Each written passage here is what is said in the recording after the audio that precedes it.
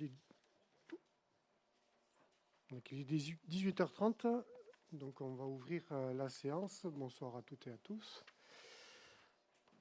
Je vous propose de nommer Gilbert Badette comme secrétaire de séance. Il n'y a pas de candidat pour pour être secrétaire. Donc, par rapport au quorum, donc il y a des pouvoirs. Donc il y a Jean-François Bourrel qui a donné pouvoir à Gaëtan Vidot. Il y a Yvan Alquier qui a donné pouvoir à Marie-France de l'Est. Et il y a Jean Vergès qui a donné pouvoir à Badette Gilbert. Je vais y arriver.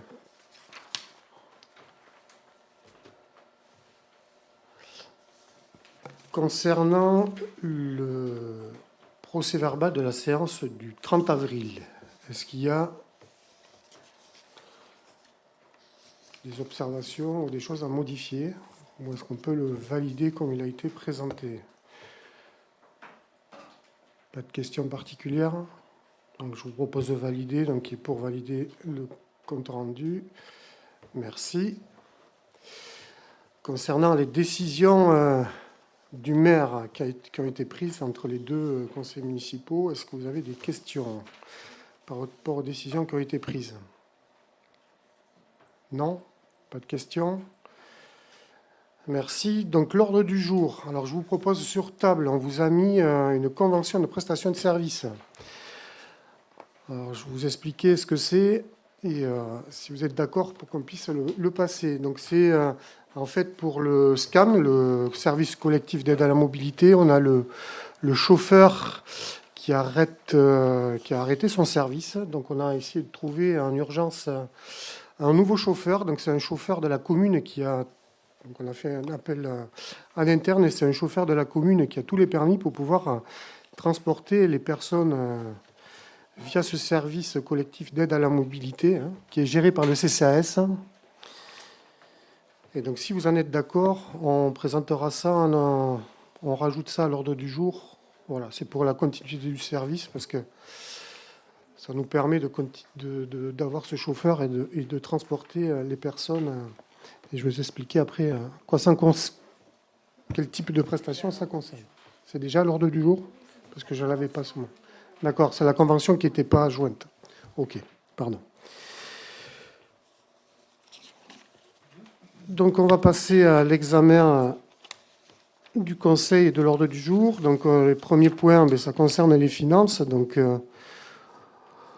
pour Mimizan, c'est la première fois qu'on va, comme un peu la communauté de communes hier, adopter, voter sur un compte financier unique. Jusqu'à présent, c'était compte de gestion et compte administratif. Donc c'est la première fois au niveau du conseil municipal que nous allons devoir approuver des comptes financiers uniques. Et je vais laisser la parole à Yves Servetot. Bonsoir à tous. Donc, compte financier unique. Alors, comme c'est peut-être un premier conseil municipal pour les nouveaux élus, je vais faire juste dans une petite introduction, quelques petites précisions. La commission des finances s'est réunie le 26 mai dernier, mais elle s'était déjà réunie sur le début de l'année, en janvier et en février, pour déjà examiner les comptes de l'année 2025 et présenter le rapport d'orientation budgétaire de 2026, où on a repris tous les chiffres de 2025. Donc, vous avez été destinataire d'un rapport de présentation des comptes de l'année 2026. Alors, sauf question particulière, je sais que vous l'avez bien lu, je vous fais grâce de vous lire toutes les pages donc, de l'année 2025, du rapport 2025. Alors, une année budgétaire, comment ça se passe? Tout d'abord, elle est marquée de 3 temps forts. Le premier temps fort, c'est le temps de la préparation, de la réflexion, du débat d'orientation budgétaire et qui nous amène jusqu'au vote du budget. Et ici, à Mimizan, nous l'avons fait donc en février 2026. Ensuite, le deuxième temps fort d'une année budgétaire, c'est ce qu'on appelle l'exécution. Et dès l'instant où le maire est élu lors de la première séance, il devient l'ordonnateur des dépenses et des recettes de la collectivité. Et donc, il va exécuter ce budget toute l'année. Et donc, on va tenir des comptes qui vont permettre donc de suivre aussi bien le fonctionnement, c'est-à-dire le quotidien de la collectivité, les services publics, les compétences obligatoires, et puis le fonctionnement propre de la collectivité. Et puis nous avons aussi la section d'investissement où là, on va s'attacher surtout à réaliser les gros programmes, les études, les achats et les travaux. Et le troisième temps fort d'une année budgétaire, c'est donc la fin de l'année, quand on arrive au 31 décembre, puisque ce n'est pas comme les entreprises, et nous on marche en année civile, toutes les collectivités.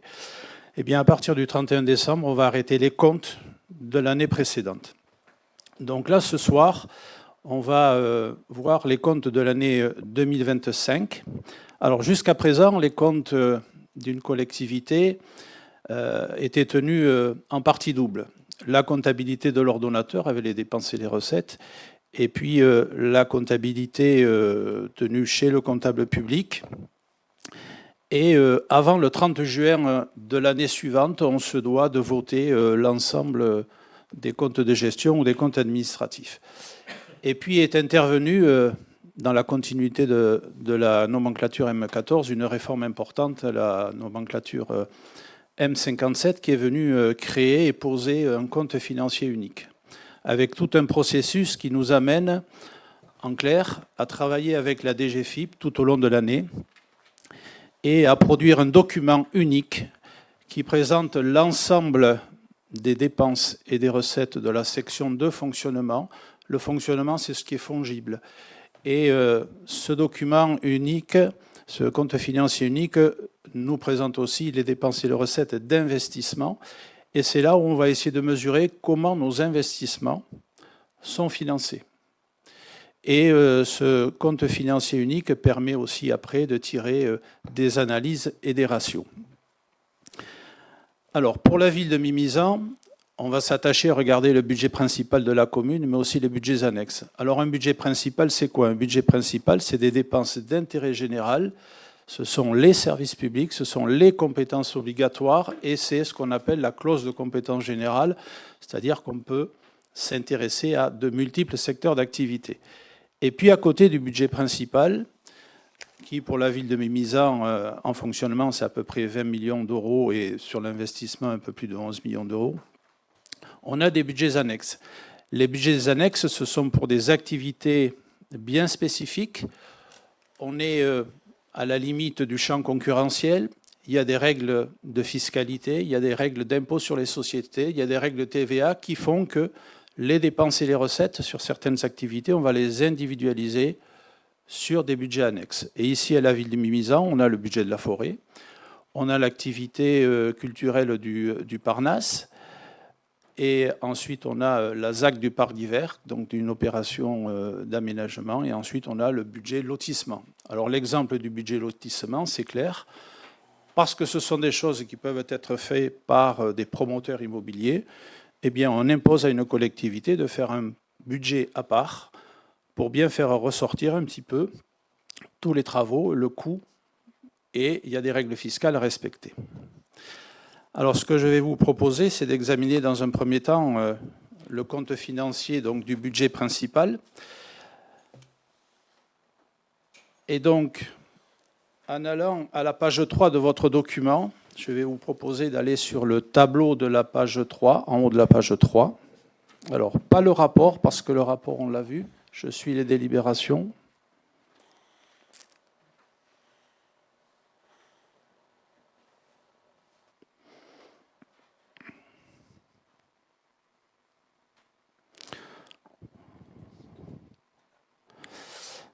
Voilà, nous y sommes. Donc, ce tableau, vous avez une colonne fonctionnement, une colonne investissement, et en bout de ligne, donc, l'ensemble des opérations. On va tout d'abord s'intéresser au fonctionnement de la collectivité. Donc, vous voyez qu'il y a des recettes qui sont réalisées pour un montant de 19 566 305,83 avec des dépenses d'un montant de 15 823 280,08. Donc la commune a beaucoup plus encaissé que dépensé et on voit qu'il y a un résultat de clôture de 3 743 000.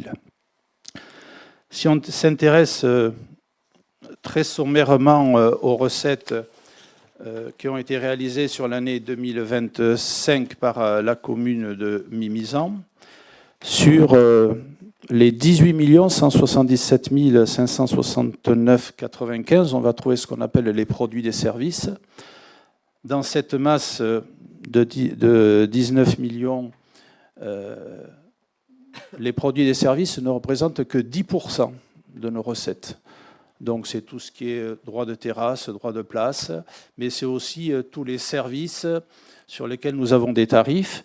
Et c'est sur ce service-là, enfin sur ce chapitre-là, où nous avons marqué depuis quelques années l'effort social de la collectivité, puisque nous n'avons pas augmenté nos tarifs de cantine, nos tarifs de centre de loisirs. Ensuite, toujours dans ces 18 177 569,95 de recettes, nous avons le chapitre 74, les dotations de l'État. Les dotations de l'État, elles représentent aussi globalement 10% du budget de la collectivité, c'est-à-dire 2 millions. Et pour nous, c'est important de les suivre parce qu'on mesure depuis une dizaine d'années que cette dotation globale de fonctionnement, elle est vraiment en baisse pour la collectivité. Et après, le plus gros des recettes, évidemment, ce sont les recettes d'impôts et taxes, mais aussi, il y en a à peu près pour 12 millions, mais c'est aussi l'attribution de compensation et la dotation de solidarité urbaine que l'on reçoit de la communauté de communes. Donc, une fois qu'on a ces recettes, on regarde un petit peu en dépenses. On a dépensé 15 823 000. La plus grosse masse, ce sont les dépenses de personnel. On en a pour à peu près 9 300 000 euros pour l'ensemble des services et des agents de la collectivité. Après, on a 4 millions, un peu plus de 4 millions d'euros pour le fonctionnement des services.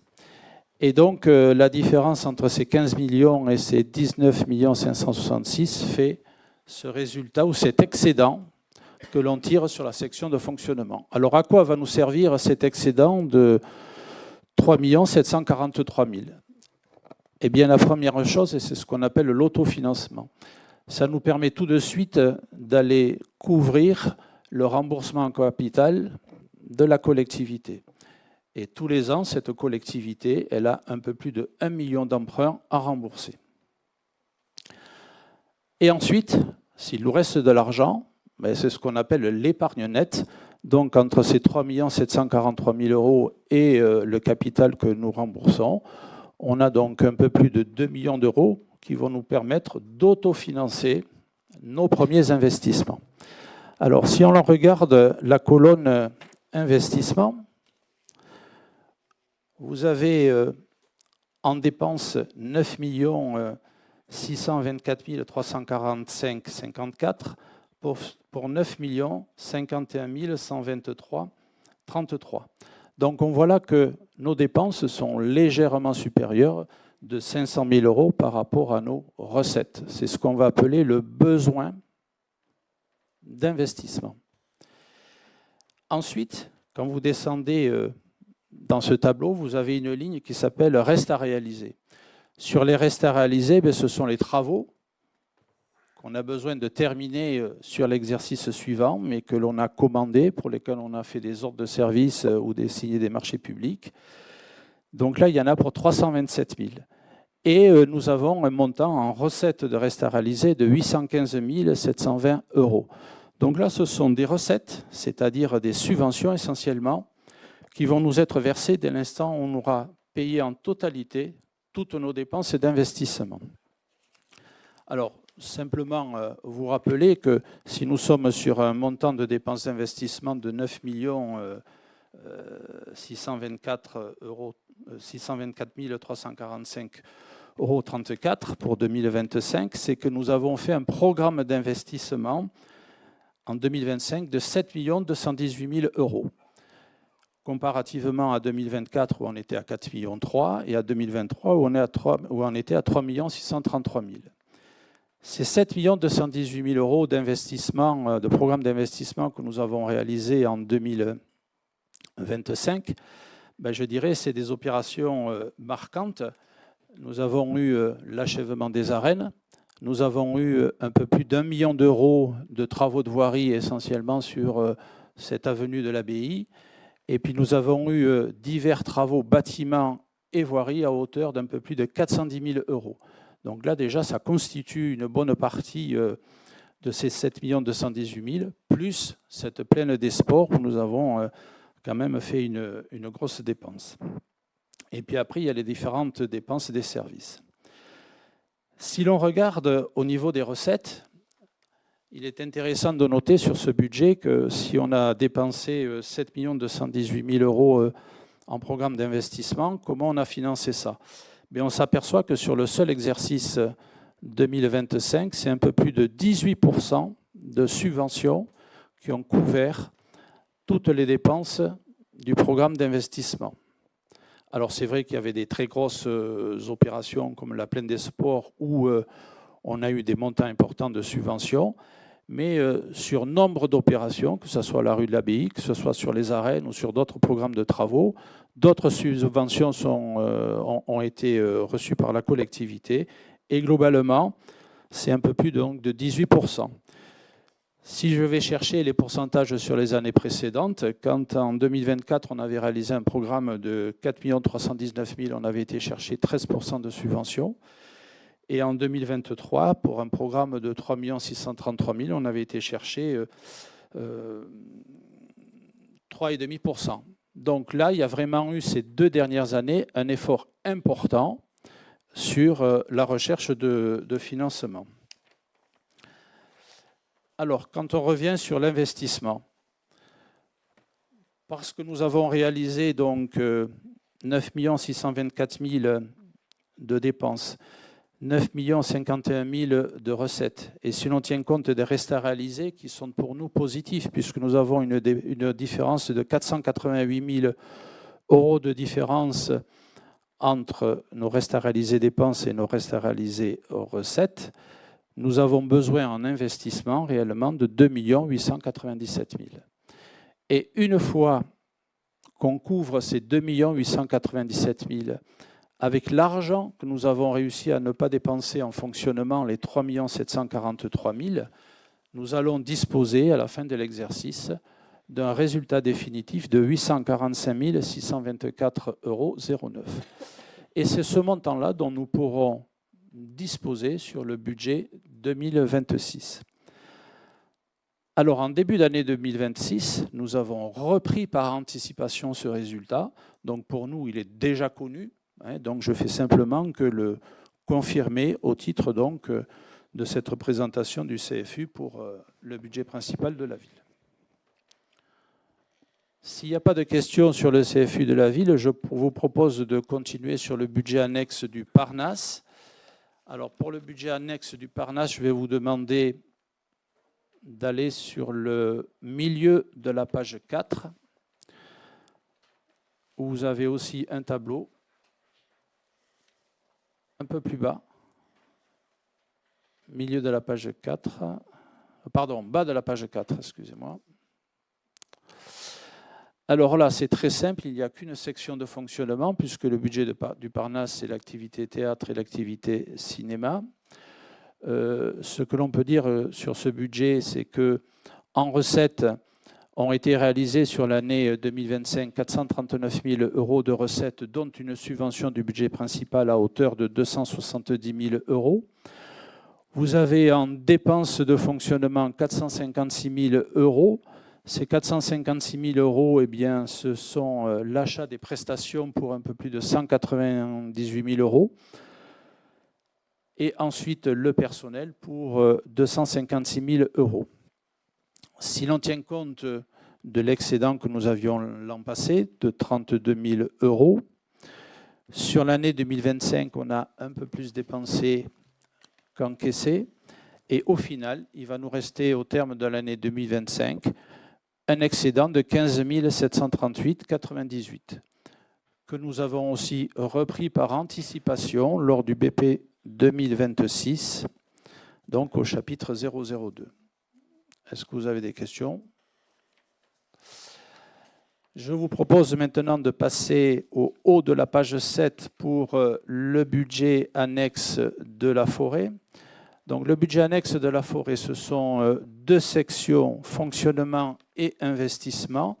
Donc, vous vous rappelez que nous avons un peu plus de 1200 hectares de forêt, dont 800 hectares que nous entretenons en direct.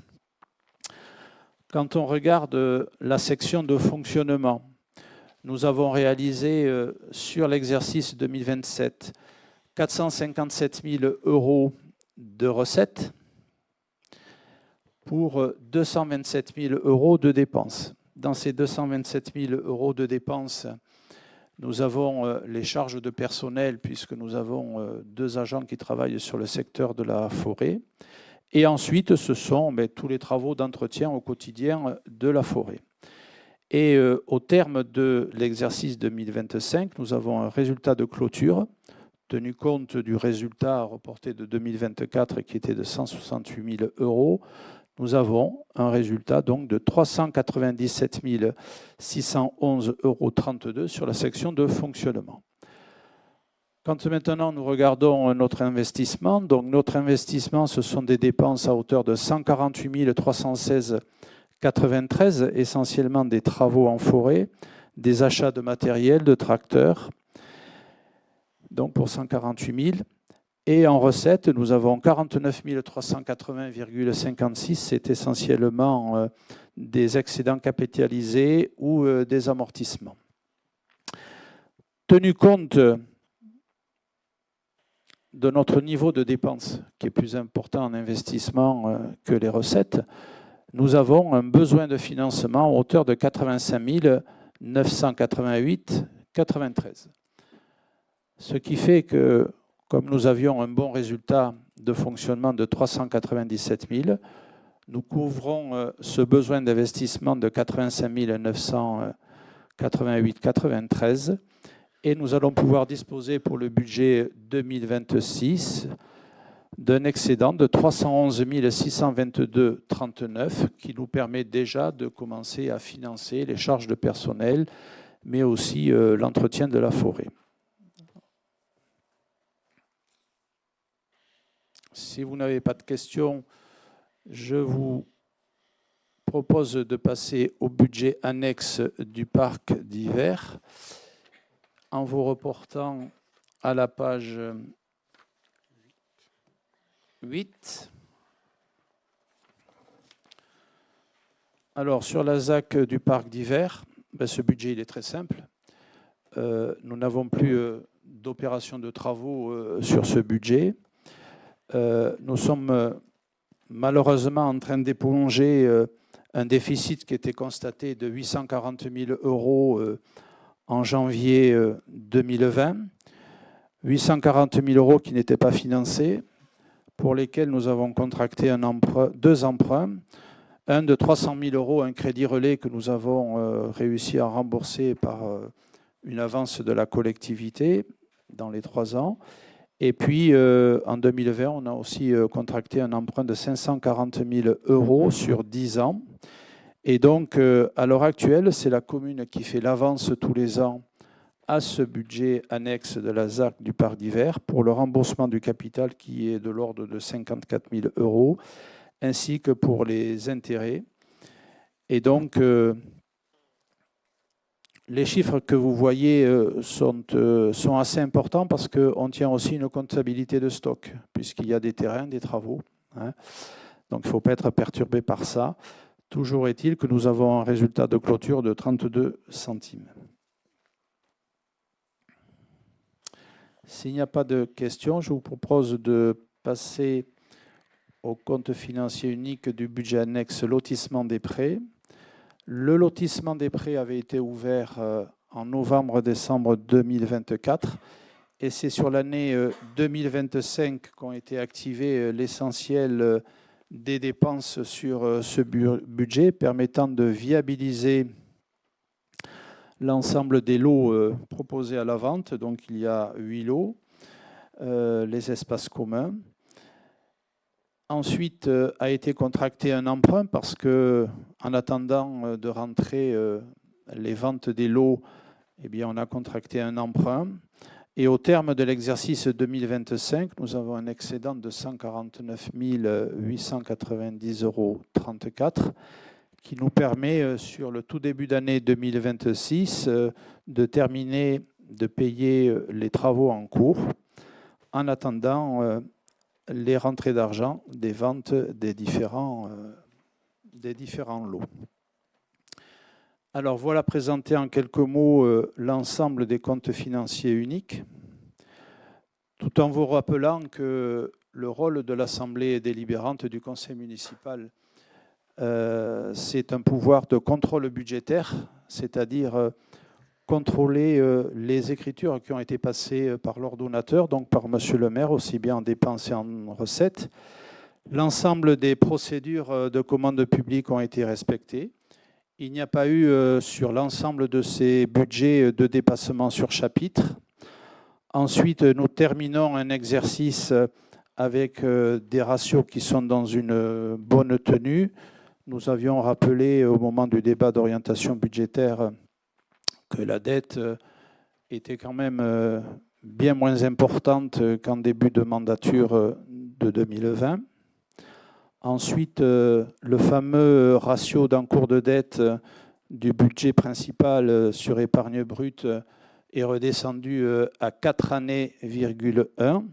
Et quand on fait une projection sur 2026, 2027, 2028 et 2029, on devrait se situer dans un ratio qui resterait à 7, donc cette année. Ensuite, ce CFU a été travaillé à de multiples reprises avec l'accompagnement de la DGFiP. Et ces 2 derniers jours, nous étions entre adjoints aux finances et maire de la communauté de communes. Et la satisfaction, c'est d'avoir entendu dire que la communauté de communes et la ville de Mimizan avaient de bons indicateurs de qualité des comptes et de fiabilité. Voilà, Monsieur le maire a présenté les comptes en vous précisant qu'au moment du vote, il faut que vous vous retiriez. C'est ça, je vais très vite me retirer. Donc, merci pour la présentation. Donc, comme l'a dit Yves, et comme je l'ai dit un peu au départ, donc c'est un changement parce qu'avant, on avait le compte administratif et compte de gestion. Donc, compte administratif qui était tenu par l'ordonnateur, donc le maire, et le compte de gestion par le comptable public. Maintenant, c'est tout dans le même document.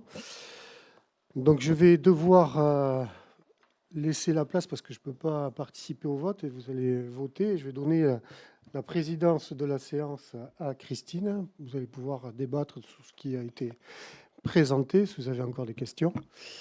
Et je reviendrai une fois que vous aurez voté.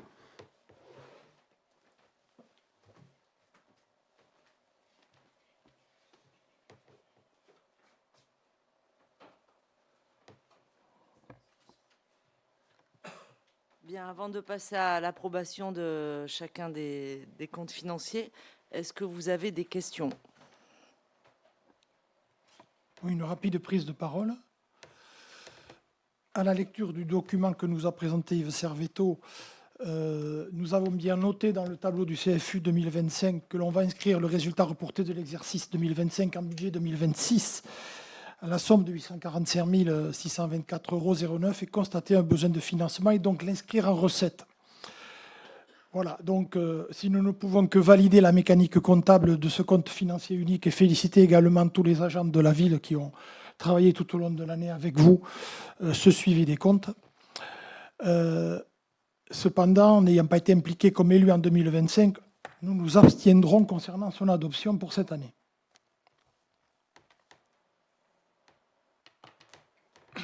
Oui, Pierre. Merci Madame Cassagne. Moi j'avais une question concernant les excédents qu'on a vu défiler, les excédents de clôture. Pourquoi elles sont plutôt conservées plutôt qu'investies? Je prends un exemple concret. On a eu 5 jours de chaleur dans les écoles. La municipalité a fourni 2 ventilateurs par classe. C'est du bricolage un petit peu.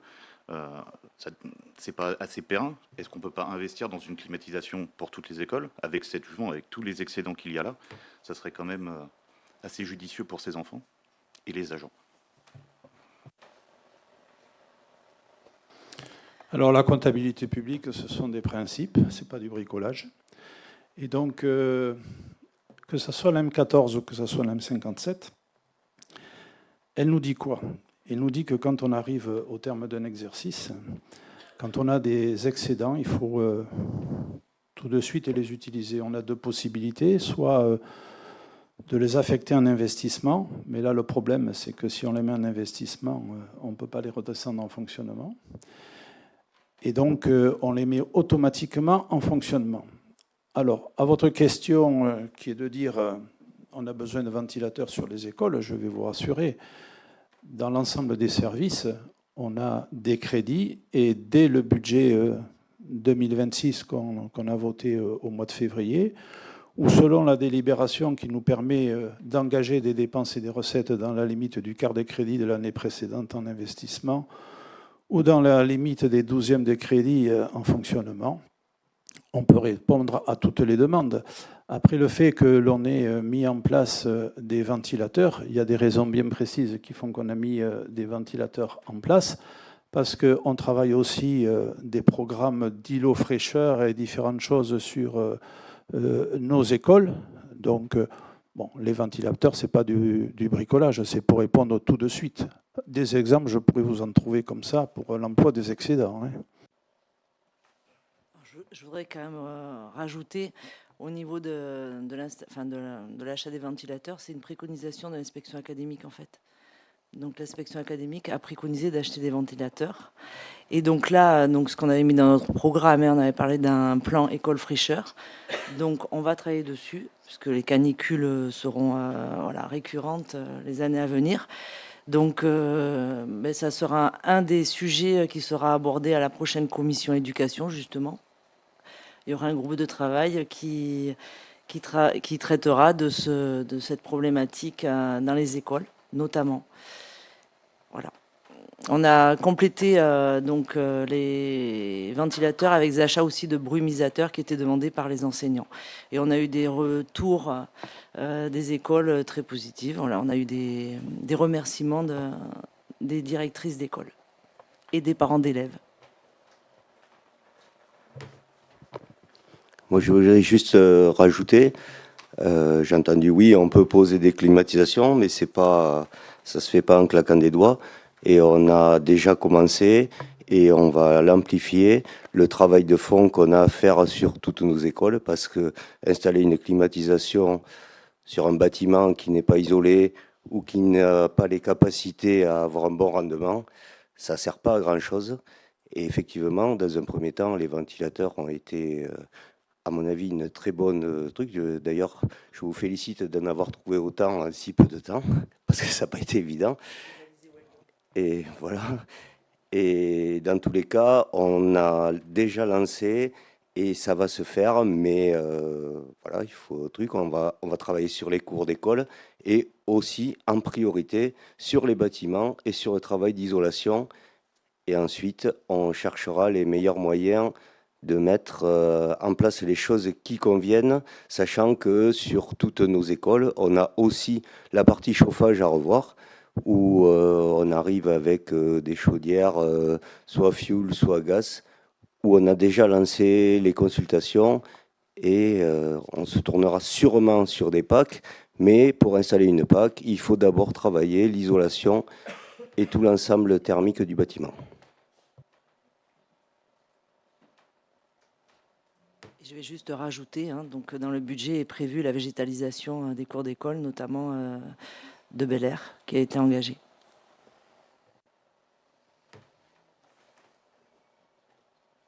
D'autres questions? Donc je vous propose de passer à l'approbation des comptes financiers. Donc on va commencer par les comptes du budget principal. Donc qui est contre? Qui s'abstient? Merci. Budget annexe, donc le budget annexe du Parnasse, qui est contre? Qui s'abstient? Okay. Budget annexe de la forêt, qui est contre? Qui s'abstient? Budget du parc d'hiver, donc qui est contre, qui s'abstient. Okay. Et le dernier, le budget du lotissement des prés, donc qui est contre, qui s'abstient. Ok, je vous remercie. On va pouvoir appeler Monsieur le maire, qu'il puisse revenir.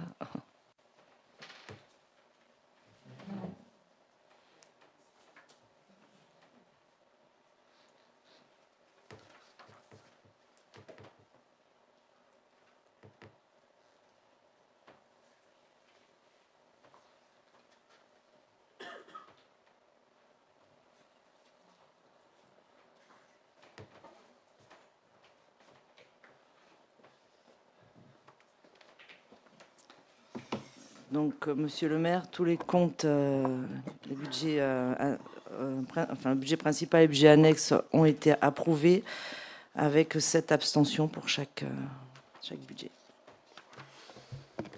D'accord, merci.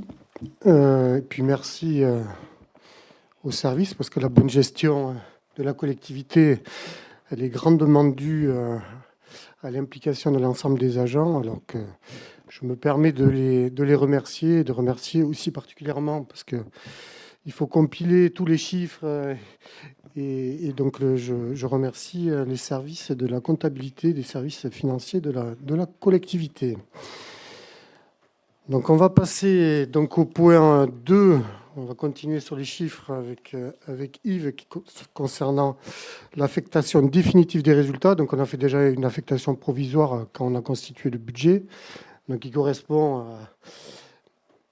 à ce qui est présenté, mais il faut refaire de façon définitive cette affectation. Donc Yves, je te laisse la parole. La section de fonctionnement fait ressortir un résultat de clôture de 3 743 025,75 avec un besoin de financement de 573 222,21 € en investissement, auquel s'ajoute donc le résultat de N-1 de 2 812 675,49 pour un total donc de 3 385 897,70. Il est donc proposé d'affecter pour 2026 au chapitre 002 845 624,09, en 001 3 385 897,70 et ensuite au compte 1068 2 897 401,66. On les vote un par un, ou vous voulez qu'on les présente et après on les présente tous et après on votera? Pour le budget du Parnasse, nous constatons un résultat de clôture de 15 738,98. Il est proposé d'affecter au budget 2026 au chapitre 002 15 738,98.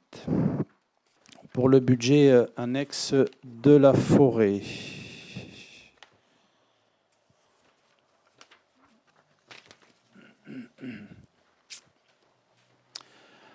Sur la base d'un résultat de clôture de 397 611,32 à la fin de l'exercice 2025 en fonctionnement, un besoin constaté de 85 988,93.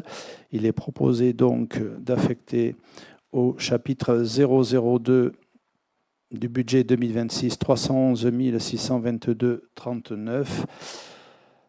En résultat reporté, section d'investissement dépenses à 85 988,93, couvert par un 1068 à hauteur de 85 988,93. S'agissant du parc d'hiver, il est proposé d'affecter donc 32 centimes au chapitre 002 sur la section de fonctionnement. Et pour le lotissement des prêts, compte tenu d'un résultat excédentaire de 149 890,34, il est proposé donc un résultat reporté en section d'investissement au compte 001 149 890 34 en investissement. Merci Yves. Est-ce qu'il y avait des questions? Ça reprend les résultats du CFU. Et il n'y a rien de particulier. Donc, je vous propose de voter donc, un par un. Donc, le budget principal qui est pour cette affectation de résultats. Merci. Pour le budget du Parnasse qui est pour l'affectation des résultats. Merci. Pour le budget forêt qui est pour l'affectation des résultats. Pour le budget parc d'hiver qui est pour l'affectation des résultats proposés. Et enfin, pour le lotissement des prêts qui est pour l'affectation des résultats proposés. Merci. Donc, on va passer au point 3. Je vais laisser la parole à Christine Cassagne concernant la cuisine centrale et une facturation de prestations.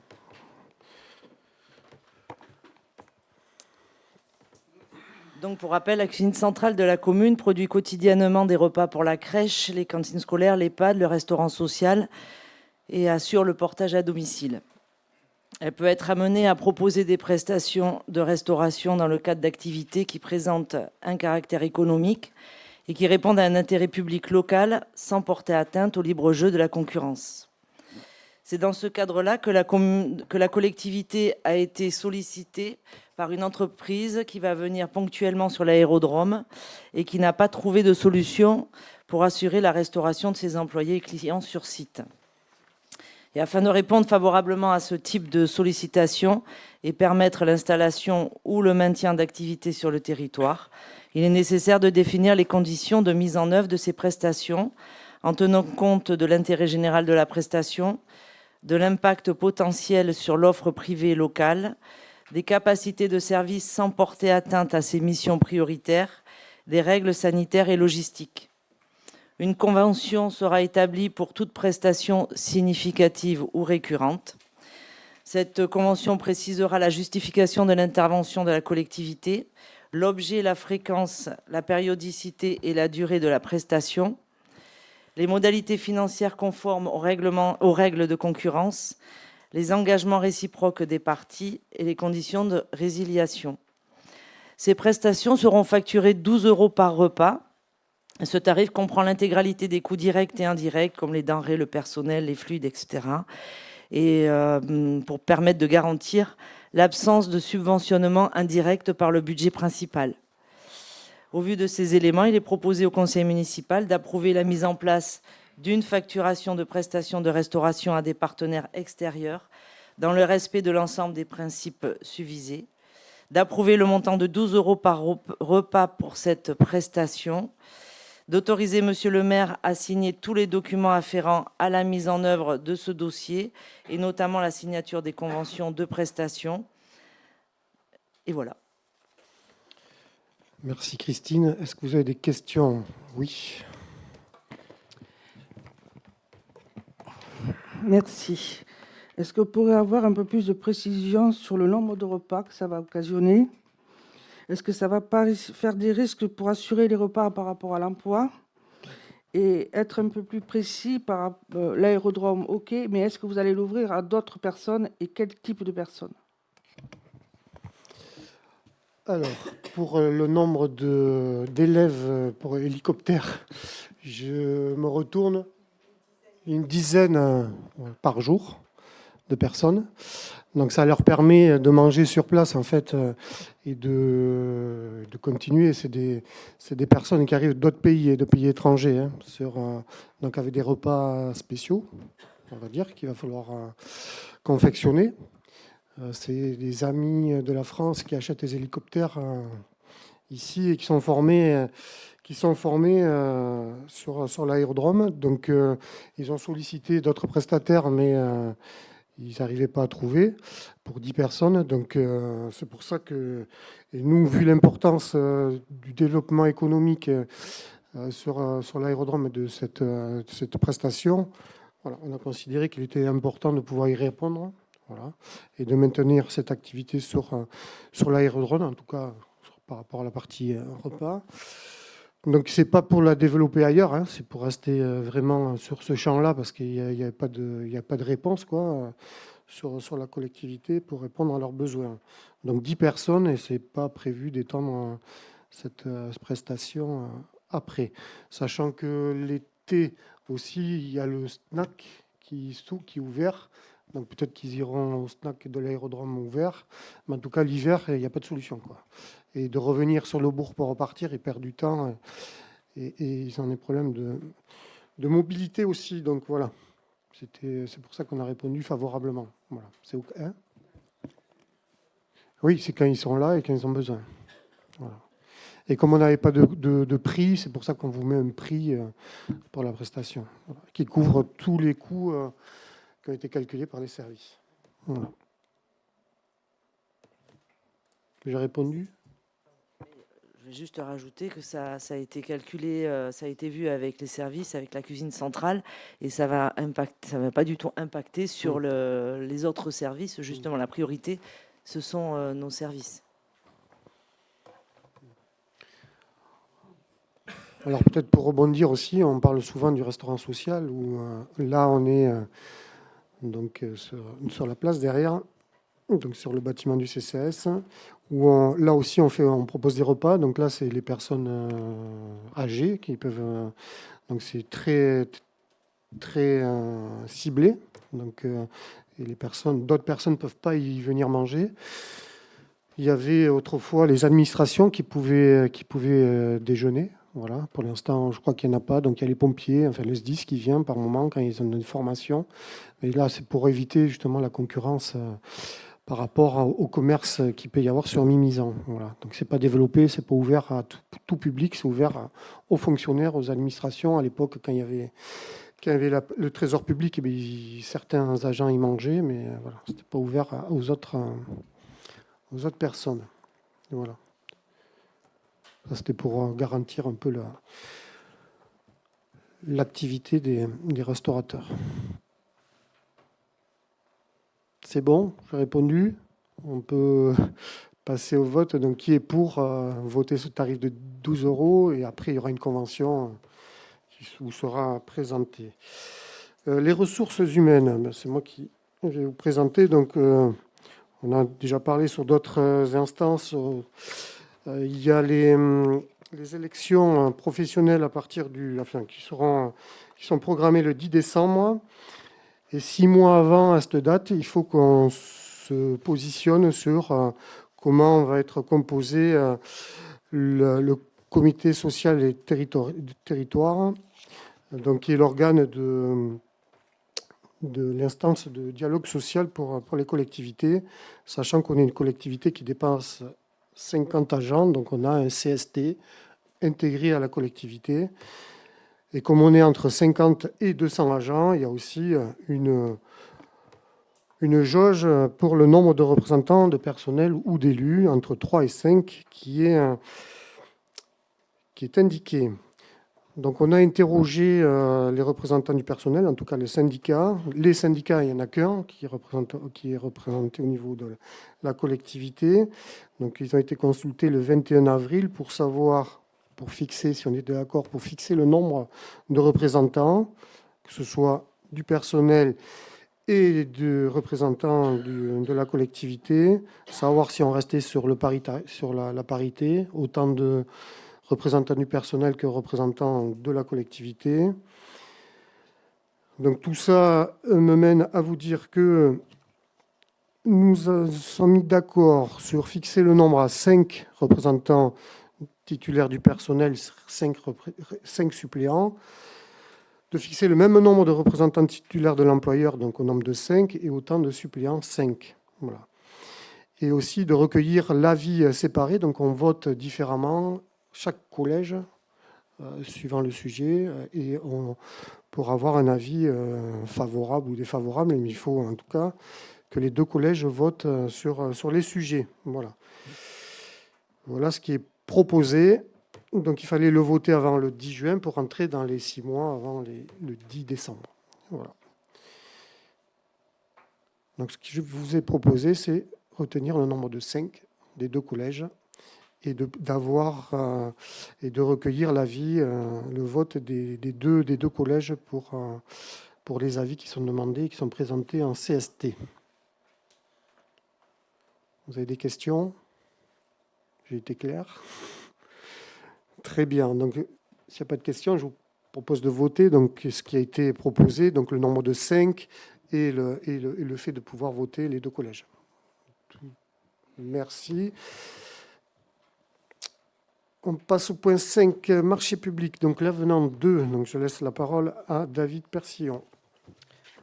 Donc le deuxième avenant concernant le nouveau gymnase, donc là il concerne la partie sol où dans la phase de négociation on avait décidé d'inscrire 31 553 € en possibilité de dépassement, sachant que ça rentrait dans le budget déjà actuel qui était voté.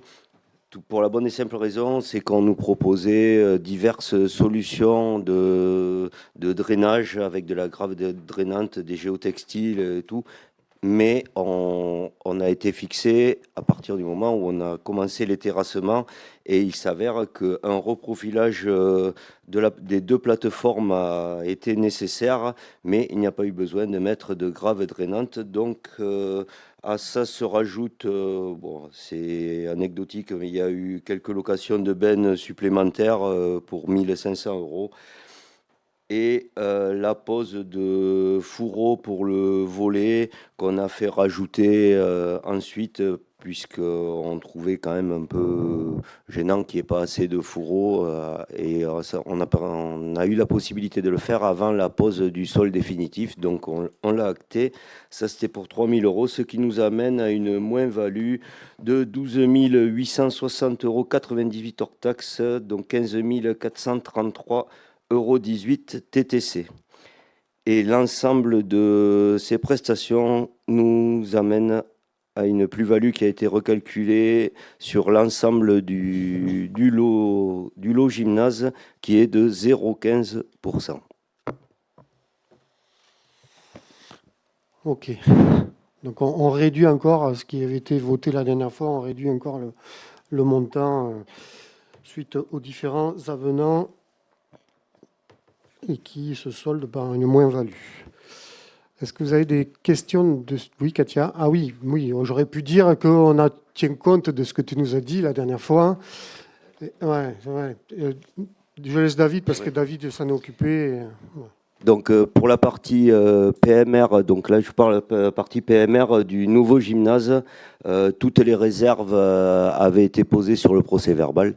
Donc on a eu une réunion récemment. C'est en train d'être activé. Bien sûr, les réserves ont obligation d'être levées. Il y a le seuil d'entrée de la porte, Laurent. En fait, c'est un provisoire qui est là. Donc, celui qui d'origine va être posé. On va revoir l'accès là. Et par contre, pour tout ce qui est de la partie du nouveau gymnase jusqu'à l'ancien, là, ça ne fait pas partie du marché du gymnase. Donc, on travaille dessus et normalement, j'aurai une première proposition à vous faire à la commission de travaux du 16 juin. Voilà, donc on l'a bien pris en compte lors du débat du dernier conseil. Katia, vas-y. Alors, j'ai d'autres remarques supplémentaires par rapport à ce que j'avais évoqué la dernière fois. Du fait que maintenant, en tant que par l'association de basket, j'ai pu obtenir les clés, je peux vous faire les réflexions que je remarquais en plus. Donc, il faudrait peut-être mettre déjà une place PMR au devant du gymnase. Il n'y a pas. Les prises ne sont pas accessibles parce qu'il faut ouvrir avec une clé que la clé, les associations n'ont pas. Les prises? Oui, les prises pour la table de marque, on ne peut pas avoir accès aux prises. Ça, après, oui, tout non, ça, c'est avec les associations qu'il va y avoir une prise en main du gymnase. Et pour le moment, on ne peut pas s'en servir, nous. Avec les services, oui. Non, mais là, là c'est pas des travaux supplémentaires ou tout ça. C'est plus de l'organisation, mais c'est les services qui vont... Non, mais je préfère les dire pour le marquer. La table de marque, qu'il n'y a pas. L'accès à la porte, ça pose un peu une problématique. Il faut badger, il faut ouvrir la porte. Et si on veut que nos autres joueurs puissent rentrer, il faut bloquer la porte pour que les gens puissent rentrer. Il va falloir trouver un autre système par rapport à la sécurité. Ça, tu le vois avec les services, oui. Ouais. Moi, Mais il va y avoir un point. Excusez-moi, je coupe un peu, mais il va y avoir un point. Je sais, le Guillaume 18 va s'en juin. occuper avec Guillaume, le 18 juin, mais Voilà. je préfère quand même les annoncer Voilà. là. Ouais, mais c'est- Il me manque toujours la tige pour les panneaux de basket pour les petits. Je ne peux pas les descendre. Tout ça, oui. Bon. Ouais. Là, je ne vais pas te répondre là, donc c'est pour ça. La salle de réception va causer un problème s'il y a des matchs de hand et des matchs de basket qui suivent derrière. Il n'y a pas de séparation pour pouvoir donner le goûter ou quoi que ce soit. Il faudrait peut-être prévoir une séparation dans cette salle de réception. Voilà. On a remarqué qu'il y avait beaucoup d'espaces qui n'étaient pas occupés. Il va peut-être pouvoir les occuper différemment. Oui, mais Et ça, s'il y a des matchs importants qui se déroulent à Mimizan, nous n'avons pas de guichet. Voilà. alors Et ça, c'est- par contre, ça, quand on a consulté l'ensemble des associations, c'est jamais remonté, ça, le problème du guichet. Mais voilà. Mais on va trouver, C'est juste, on va voilà, trouver c'est juste des solutions. hein. des constats. Et par contre, est-ce que vous allez prévoir la vidéoprotection pour ce nouveau gymnase? Là, la vidéo. Ça, on va voir. Il y a déjà une protection, il y a des alarmes. La vidéo, c'est encore autre chose, quoi. D'autres, par rapport à l'endroit de la réception, est-ce que la licence 3 sera affichée pour toutes les associations qui vont faire la demande?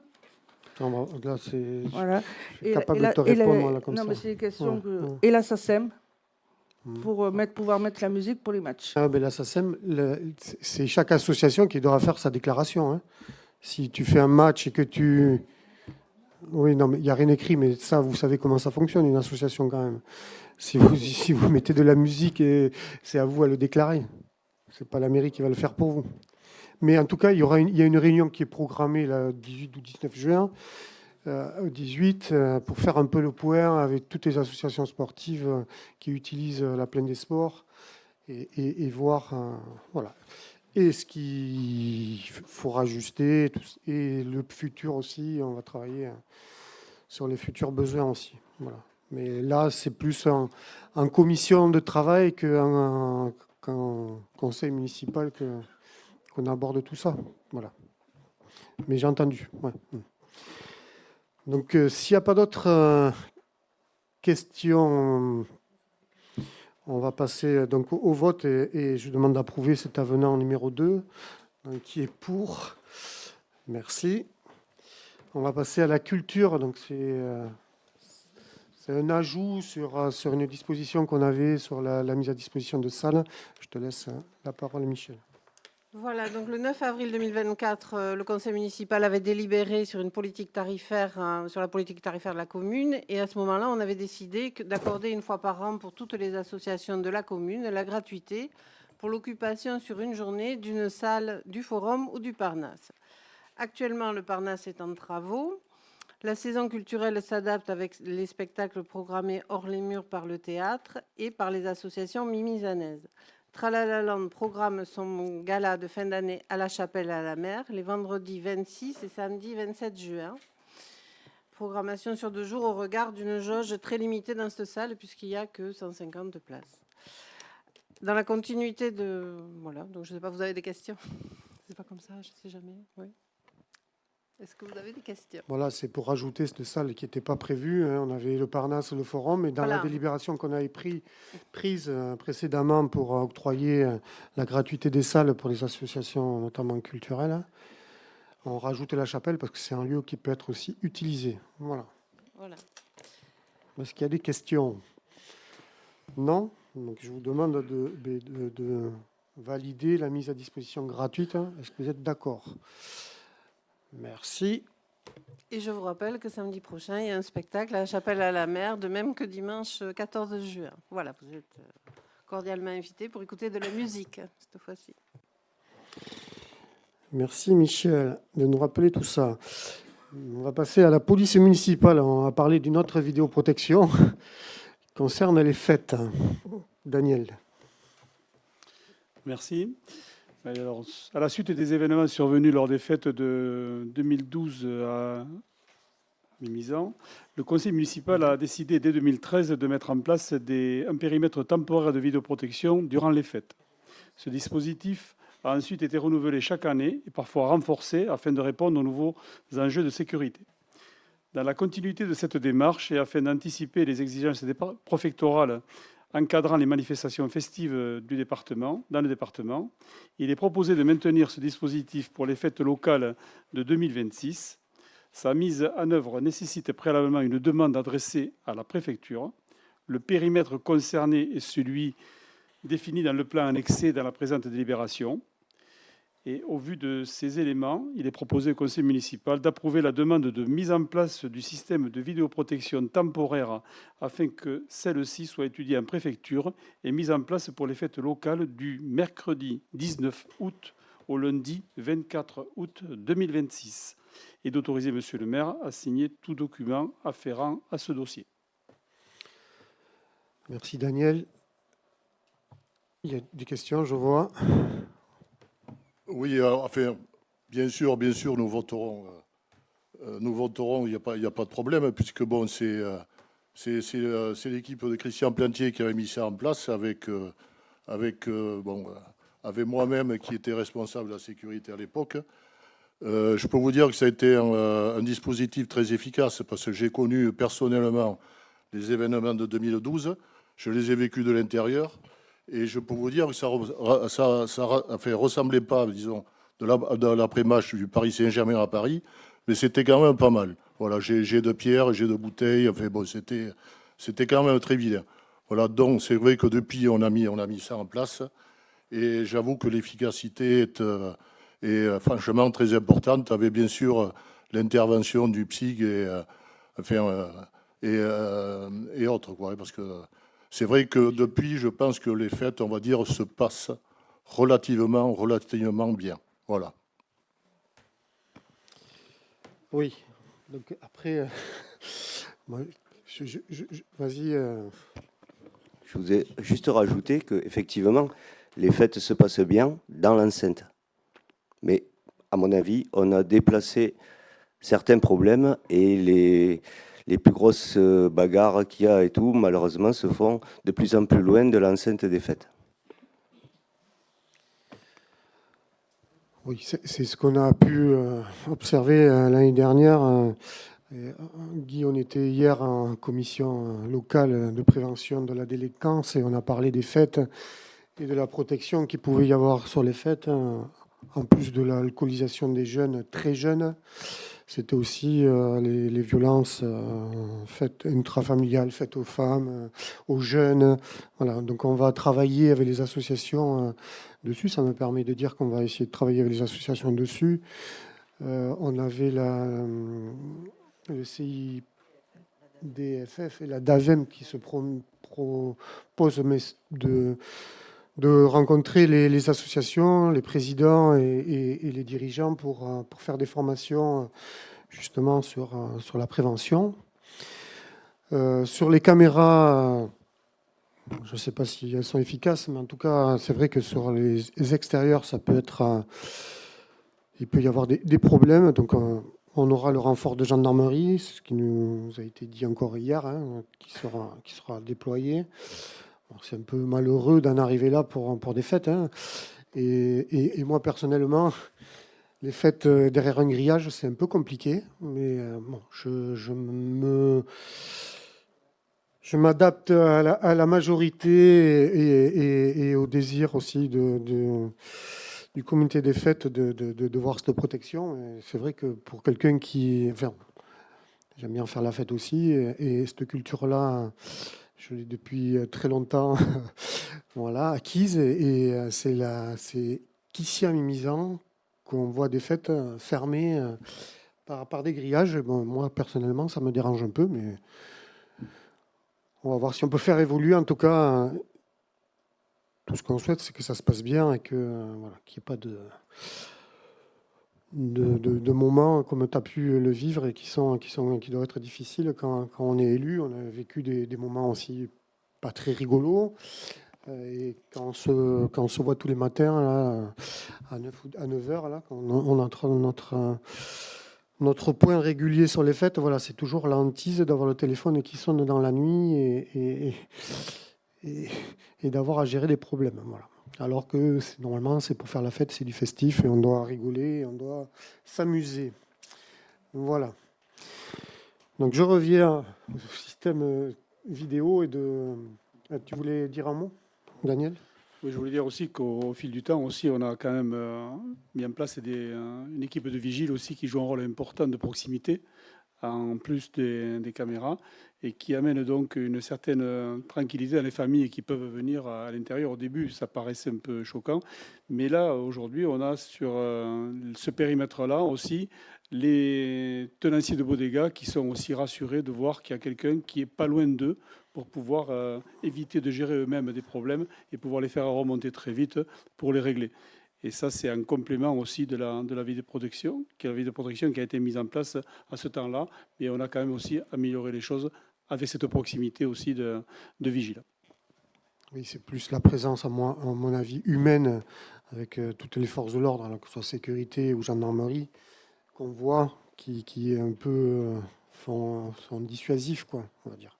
Plus que les caméras, parce que les gens, je ne sais pas s'ils sont conscients qu'ils sont filmés quand ils viennent faire la fête à Mimizan. Ça, je ne suis pas sûr.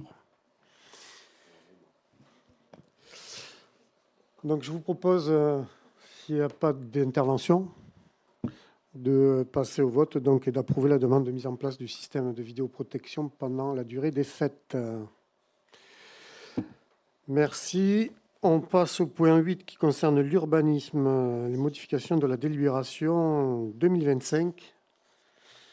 Alors, la délibération la plus courte de la soirée, donc on ne redélibère pas sur la servitude, mais juste sur le changement de notaire que nous ont signifié les propriétaires. Donc on passe de maître Jean-Guillaume Dupin à maître Laurence Lacoste. Donc monsieur le maire, merci de faire voter cette délibération. Tout le reste de la délib ne change pas. Voilà, donc il faut qu'on change le nom du notaire qui n'est pas le bon sur la délibération parce qu'entre-temps, il y a eu un désistement de notaire.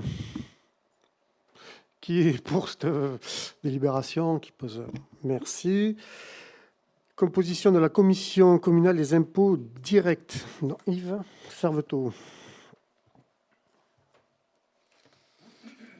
En application de l'article 1650 du Code général des impôts, il est prévu la création d'une commission communale des impôts directs dans chaque commune. La CCID est composée de 17 membres pour les communes de plus de 2000 habitants.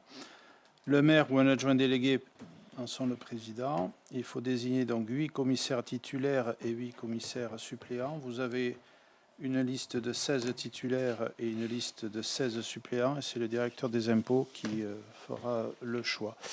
La commission intervient surtout en matière de fiscalité directe locale. Elle se réunit annuellement avec ou sans représentant de l'administration fiscale à la demande du directeur des services fiscaux et sur convocation du maire ou de l'adjoint délégué. Seuls les membres de la commission sont habilités à assister à la CCID à l'exception de toute autre personne. La présence du président ou de son suppléant est indispensable lors de la réunion. Un quorum est nécessaire. Son rôle est consultatif. Les évaluations sont arrêtées par l'administration fiscale. Il est donc proposé au conseil municipal de décider de ne pas procéder au scrutin secret pour ces désignations, d'accepter la liste citée supra en qualité de délégué titulaire et suppléant de la ville de Mimizan pour faire partie de la commission communale des impôts directs, après désignation des 8 commissaires et de leurs suppléants en nombre égal par le directeur départemental des finances publiques. De préciser que ces désignations sont valables pour toute la durée du mandat. Et je préciserai que lors de la dernière commission des finances, dans le point d'actualité, nous avons évoqué certains sujets que nous évoquerons aussi avec cette commission.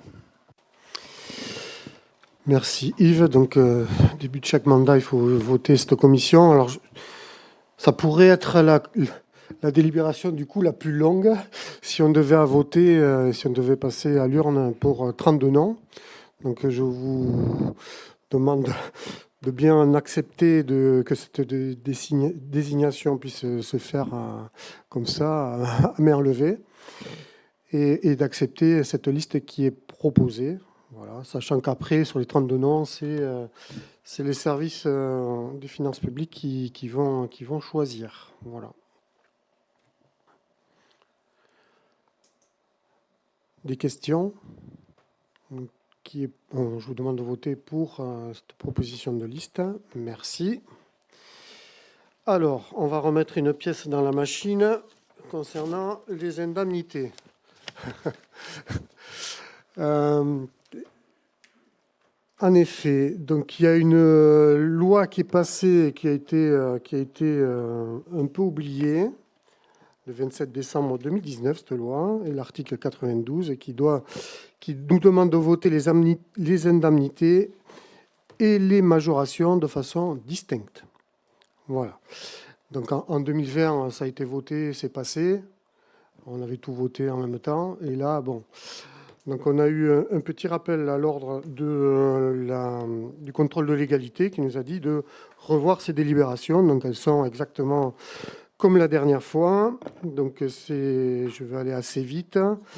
Donc c'est d'abord, je propose de voter sur la majoration d'indemnité de fonction de maire des adjoints par rapport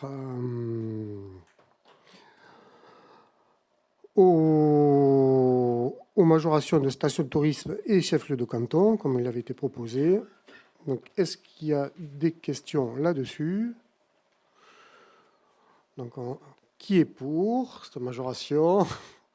Qui est contre? Voilà, ça ne change pas. C'est du pur formalisme. Et après, c'était les montants des indemnités de fonction de maire, des adjoints et des conseillers délégués, qui sont restés les mêmes sur les pourcentages. Donc, même question, qui est pour? Qui est contre et qui s'abstient? Il n'y a personne. OK.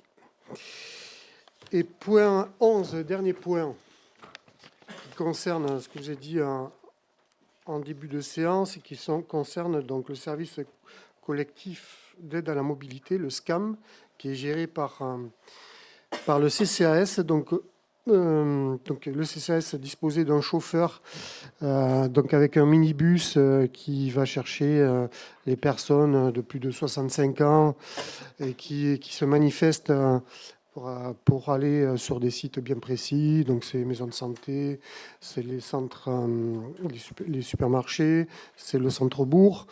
Donc qui va les chercher soit à domicile ou soit sur des points fixes et qui en plus le jeudi faisait récupérer aussi certaines personnes pour la banque alimentaire, qui allaient les chercher et qui les ramenaient chez eux pour la banque alimentaire. Donc ça, et après il y avait l'autre service c'était le transport pour justement, j'en ai parlé avant, les gens qui allaient au restaurant social, donc qui bénéficient, qui pouvaient aller manger au restaurant social et qui permettait d'avoir du lien et de permettre le lien entre ces différentes personnes. Voilà, donc la personne qui conduisait le bus donc, a souhaité arrêter de travailler. Donc on a, comme je vous l'ai dit, on a trouvé en interne, on a fait une proposition en interne de proposition de poste. Donc il y a une personne qui a répondu qui a le permis transport en commun. Donc pour pouvoir, donc c'est un salarié, un agent de la collectivité, de la mairie. Et donc là, ce qui est proposé, c'est de le mettre à disposition via une prestation de service au niveau du CCAS pour la continuité du service. Voilà. Et après, on aura tout loisir de retravailler sur la mobilité parce que c'est un sujet important qui est mené au niveau de la communauté de communes et savoir un peu comment aussi ce SCAM va s'insérer dans la mobilité plus tard au niveau de la commune de Mimizan, puisqu'il y a aussi le transport social, c'est sur les bénéficiaires là, de la banque alimentaire qu'on va chercher tous les jeudis matin pour aller chercher leur aide alimentaire. Voilà. Donc vous avez qui vous a été remis sur table toute la convention de prestation de services entre la mairie et le CCS. Est-ce que vous avez des questions par rapport à ça? Donc je vous propose de valider cette prestation et de m'autoriser à la signer. Est-ce que vous êtes d'accord? Merci. Et donc là, l'ordre du jour étant terminé, je vous remercie. Claire qui voulait parler. Excusez-moi, j'ai juste une petite question. Oui. En fait, je voulais juste revenir sur les décisions rendues par le maire. Oui. Ça concerne les points 55 jusqu'à 58. Je voulais juste savoir s'il y avait des critères d'attribution pour les logements à des saisonniers qui travaillent dans le privé et sous quels critères, s'il y en avait. Voilà, donc là, on a laissé nomade, donc c'est le pays, hein, c'est la prestation nomade, enfin le service nomade qui s'occupe de récolter les demandes des commerçants, enfin des entreprises qui auraient besoin de loger leurs saisonniers. Donc là, c'est eux qui voient directement avec Nomade. Nous, tout ce qu'on a fixé, c'est le montant. Et tout ce qu'on a souhaité, c'est qu'il n'y ait pas la même entreprise bénéficie de tous les logements, mais de partager. Notre consigne, c'est d'avoir un logement par société. Et qu'après, il y a un montant, et après, c'est Nomade qui le gère. Nous, on ne rentre pas du tout dans la sélection et dans le... Voilà, c'est, je pense, au fil de l'eau, des demandes des commerces ou des commerçants et l'attribution après derrière. On ne rentre pas du tout dans le choix. Voilà. Mais en tout cas, on ne veut pas qu'il y ait plusieurs chambres attribuées aux mêmes commerçants ou à la même société. Voilà.